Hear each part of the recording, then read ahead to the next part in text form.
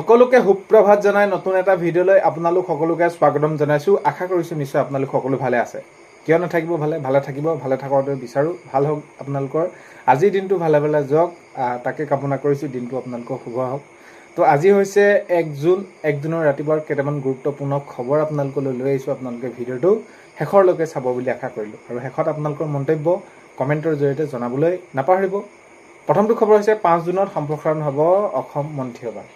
তেতিয়া মাননীয় মুখ্যমন্ত্ৰী মহোদয় যিহেতু এতিয়া দিল্লীত উপস্থিত হৈ আছে আৰু সেইখিনি যি অসমৰ মন্ত্ৰীসভাৰ হৈ বা অসমৰ যি আগন্তুক সময়ত কাৰ্য, তো সেইখিনিক লৈ সেইখিনি আলোচনা কৰা হৈছে আৰু এইখিনিক লৈ এতিয়া গম পোৱা গৈছে। এতিয়া সেইখিনি খবৰ আহিছে যে 5 জুনত সম্প্ৰসাৰণ হ'ব অসম মন্ত্ৰীসভা। তো দেখা যাওক কি কেনেদৰে হয়। আগন্তুক সময়ত সকলোখিনি কথা গম পোৱা যাব। এতিয়া মাননীয় মুখ্যমন্ত্ৰী মহোদয় দিল্লীতে আছে আৰু এই সম্পৰ্কে সেইখিনি সকলো আলোচনা কৰি থকা দেখা গৈছে। নেক্সট খবৰ হৈছে যিসকল বিলাহী খেতিৰ সৈতে জড়িত যিসকল কৃষকসকলৰ বাবে বহুত বেছি এটা বেয়া খবৰ। কাৰণ এতিয়া বৰ্তমান সময়ত ঠায়ে ঠায়ে বিলাহী একেবাৰে দাম নাইকিয়া হৈ পৰিছে আৰু তাৰ ফলত যিসকল স্থানীয় ঘৰুৱা আমাৰ কৃষকসকল আছে, কৃষকসকলৰ বহুতখিনি অসুবিধা হৈ পৰিছে। কাৰণ কেলৈ কষ্ট কৰে, কষ্টৰ বিনিময়ত তেওঁলোকে এটা সময়ত নিৰ্দিষ্ট ফল উপাৰ্জন হয় তেওঁলোকৰ, কিন্তু সময়ত যদি তেওঁলোকে দুটকা এটা নাপায় মনত নিশ্চয় তেওঁলোকে আঘাত পাব বা আৰ্থিকভাৱে তেওঁলোকে সেইখিনি আৰু যি তেওঁলোকে পাব লাগে সেইখিনি নাপায় প্ৰাপ্যখিনি। তো এতিয়া বিলাহী খেতি কৰা কৃষকৰ বাবে বহুত বেছি বেয়া খবৰ হৈ পৰিছে।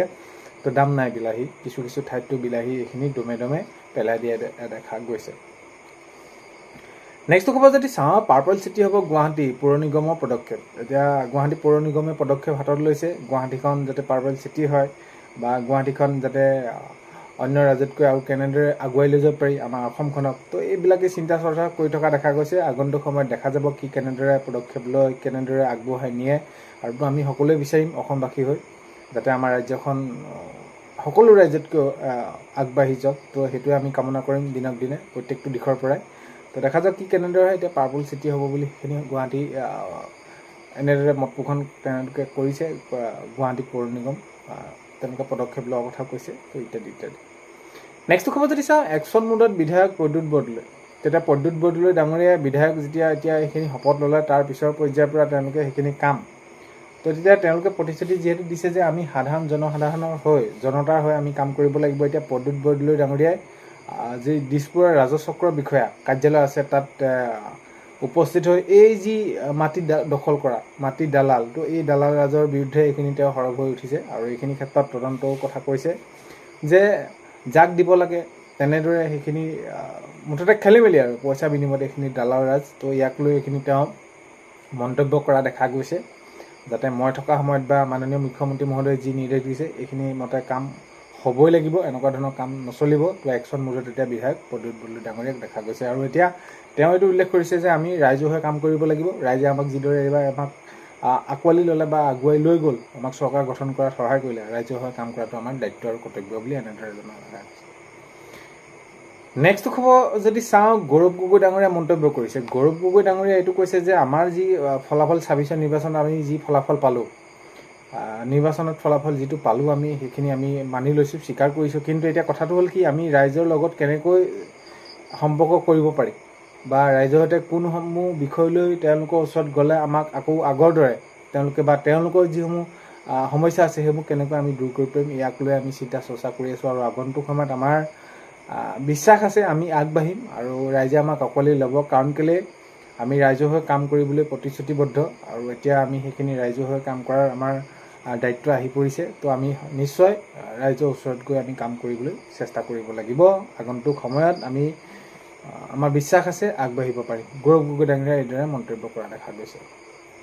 নেক্সট খবৰ যদি চাওঁ, বিধানসভা অধ্যক্ষ নিৰপেক্ষ হ'ব লাগে। অখিল গগৈ ডাঙৰীয়াই এতিয়া মন্তব্য কৰা দেখা গৈছে। অখিল গগৈ ডাঙৰীয়াই ৰঞ্জিত কুমাৰ দাস ডাঙৰীয়াৰ ওপৰত তেনেদৰে মন্তব্য কৰি কৈছে যে বিধানসভা অধ্যক্ষ হ'লে নিৰপেক্ষ হ'ব লাগে। তো চৰকাৰী পক্ষ বা বিৰোধী পক্ষ বা যিয়ে নহওক, মুঠৰ ওপৰত কথাটো হ'ল কি নিৰপেক্ষ হ'ব লাগে, যিটো সঠিক হয় সেইভাগে তেনেদৰে থাকিব লাগে, অখিল গগৈ ডাঙৰীয়াই মন্তব্য কৰিছে।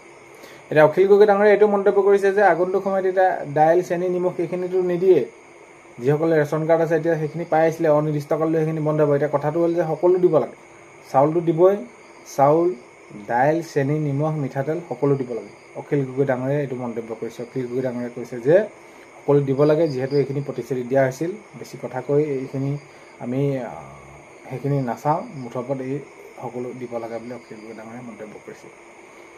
এতিয়া উচ্ছেদ চলিবই, উচ্ছেদ চলিয়ে আছে, ৰাজ্যৰ বিভিন্ন প্ৰান্তত উচ্ছেদ চলি আছে আৰু উচ্ছেদক লৈ মাননীয় মুখ্যমন্ত্ৰী মহোদয়ে জনাইছে এইখিনি যে অবৈধভাৱে যিসকল আছে সেইসকলক উচ্ছেদ কৰা হ'বই, কোনো ধৰণে আমি সেইখিনি তেওঁলোকৰ লগত কম্প্ৰমাইজ নকৰোঁ, যিকোনো সময়তে এই উচ্ছেদ প্ৰক্ৰিয়া চলিয়ে থাকিব বুলি মন্তব্য কৰিছে। আৰু এতিয়া উচ্ছেদ প্ৰক্ৰিয়াৰ ক্ষেত্ৰত মুখ্যমন্ত্ৰী মহোদয়ে জনাইছে পূৰ্বতে 1.5 লাখ বিঘা মাটি উচ্ছেদ কৰা হৈছিল আৰু এতিয়া এইবাৰ 4-5 লাখ বিঘালৈ ভূমি সেইখিনি বৃদ্ধি হৈ যাব বুলি মুখ্যমন্ত্ৰী মহোদয়ে জনাইছে। মুঠৰ ওপৰত উচ্ছেদ চলিব।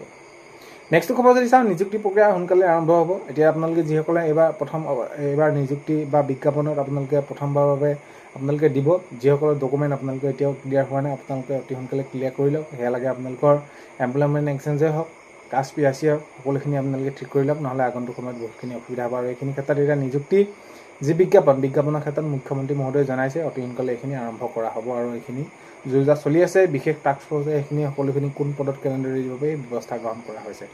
তো নিশ্চয় আগন্তুক সময়ত অসম আৰক্ষী, শিক্ষা বিভাগ, ADRE, 3rd grade 4th grade, তো বিভিন্ন ধৰণৰ ফৰেষ্ট বেটেলিয়ান, তো এইবিলাকত ওলোৱাৰ সম্ভাৱনা আছে। তো দেখা যাওক আগন্তুক সময়ত কি কেনেদৰে কোনসমূহ বিভাগত পোষ্ট ওলায়।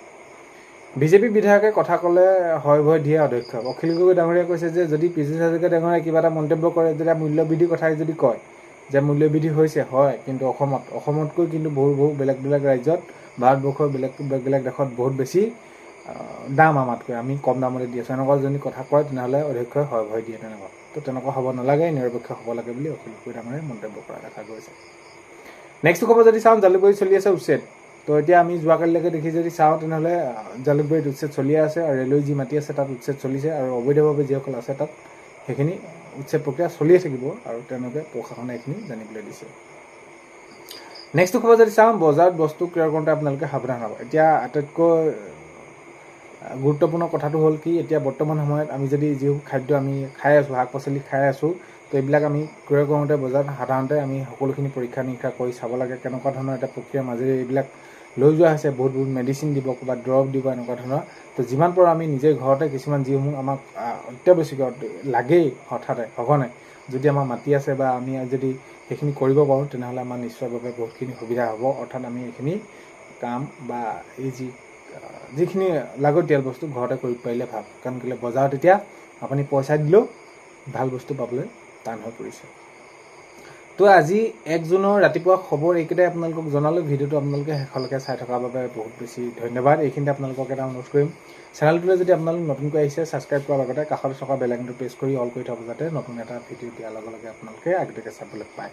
আজিলৈ অন্য এটা ভিডিঅ'তে লগ পোৱাৰ আশাৰে বাই।